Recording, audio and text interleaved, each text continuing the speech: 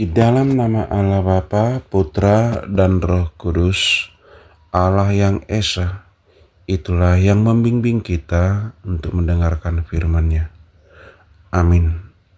Shalom saudara-saudara, renungan harian pada hari ini, yaitu hari Jumat, tanggal 5 Juni 2026, tertulis di dalam Injil Markus 8 ayat 34, demikian firman Tuhan.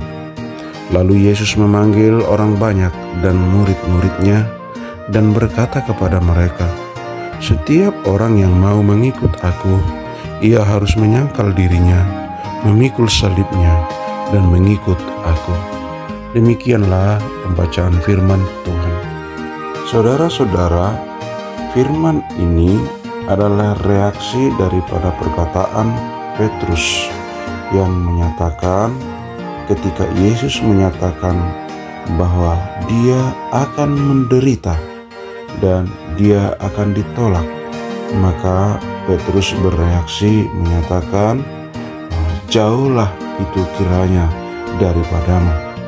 Maka Yesus mengatakan kepada Petrus, katanya, "Penyalah iblis, sebab engkau bukan memikirkan apa yang dipikirkan Allah, melainkan apa yang dipikirkan manusia."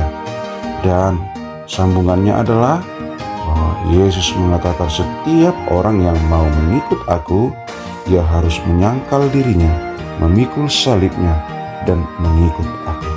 Saudara-saudara, Yesus mau menyatakan bahwa dirinya berinkarnasi menjadi manusia adalah untuk menebus manusia atau untuk mengembalikan manusia kepada rencana awal penciptaan Allah kepada manusia, yaitu manusia diciptakan adalah untuk kekal selama-lamanya.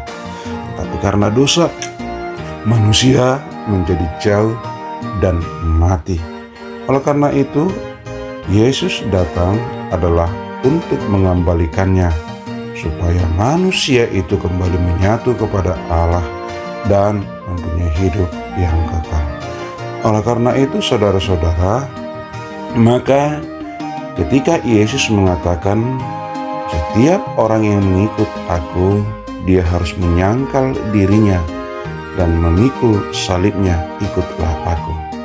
Manusia yang mengatakan pengikut-pengikut Yesus bukan hanya sekedar di kata-kata saja atau di mulut saja, tetapi harus ada action dan komitmen yang sungguh-sungguh, bahwa menyangkal diri berarti menempatkan kehendak Tuhan di atas keinginan pribadi dan kelompok. Dan memikul salib bukan berarti mencari penderitaan di dalam dunia ini, melainkan tetap setia kepada Kristus meskipun menghadapi tantangan, menghadapi penolakan, menghadapi penderitaan atau pengorbanan. Ketika kita memilih di jalan Tuhan, terkadang kita harus meninggalkan kenyamanan dan kepentingan diri kita dan mengutamakan kehendak Tuhan di dalam kehidupan kita. Namun, Tuhan tidak akan pernah meninggalkan kita, membiarkan kita berjalan sendiri, meninggalkan kita di dalam kesakitan. Tetapi Dia menyatakan bahwa Dia menyertai kita sampai akhir zaman. Inilah penyertaan Tuhan di dalam kehidupan kita yang tidak pernah meninggalkan kita. Maka saudara-saudara, ikutlah Yesus. Sangkallah dirimu, pikullah salibmu. Bahwa ketika kita di dalam penderitaan pun, di dalam penolakan pun, di dalam ketidaknyamanan pun, maka kita akan merasakan penyertaan Tuhan di dalam hidup kita. Demikianlah para rasul di dalam jemaat mula-mula. Demikian juga Rasul Paulus yang dia di dalam penjara, tetapi dia sanggup menyatakan berbahagialah di dalam Tuhan. Karena di dalam Tuhan kita boleh merasakan kebahagiaan yang sepenuhnya. Karena di dalam Tuhanlah kita sanggup melakukan segala perkara di dalam hidup kita dan menanggung segala perkara di dalam hidup kita. Dan hanya di dalam Tuhanlah, hanya Tuhan di dalam Tuhan kita boleh merasakan segala berkat-berkat Tuhan di dalam kehidupan kita. Seperti perjalanan orang Israel di padang gurun, mereka disertai Tuhan, maka mereka boleh berjalan dengan bahagia walaupun banyak tantangannya, di mana mereka diberkati Tuhan. Pakaian yang mereka pakai tidak pernah menjadi buruk dan kaki mereka tidak pernah bas karena Tuhan menyertai mereka. Demikianlah perjalanan orang-orang percaya dalam dunia ini ketika Tuhan menyertai kita. Maka jangan pernah takut di dalam kehidupan ini karena Tuhan menyertai kita. Amin. Kita berdoa.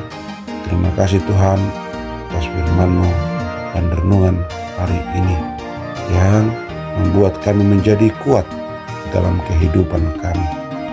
Maka berkatilah kami, sertailah kami di setiap aktivitas kami sepanjang hari ini. Dan kuatkan kami Tuhan untuk menanggung segala sesuatu karena nama-Mu.